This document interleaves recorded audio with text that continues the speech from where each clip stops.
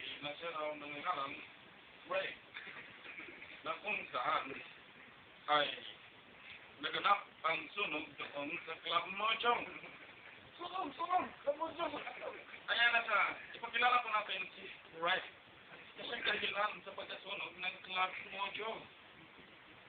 Ray? Re-enter? Kasama ko lang pong umiiyak si Ray.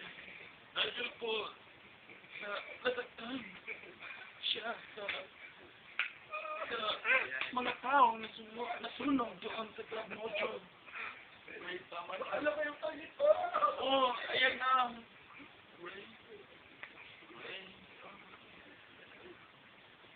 Dito po nagtatapos ang aming balita sa oras na 4 a.m.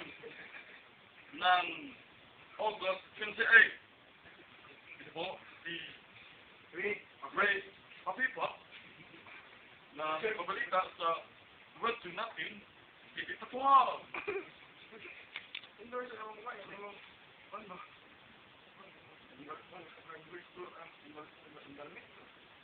Ito po, pagkakasama natin ang ating new ventures.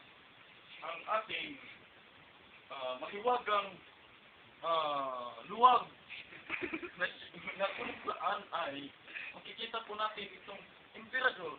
Kung may emperador ka ng luwag, magagamit mo ito sa pagsagay ng kaldereta. Kaya, bumili na kayo nito. Ito pa, may gunting. Ayun, no? Cut! Cut! Salamat po. Dito lang kami. Cut! Bye-bye. Cut! Bye-bye.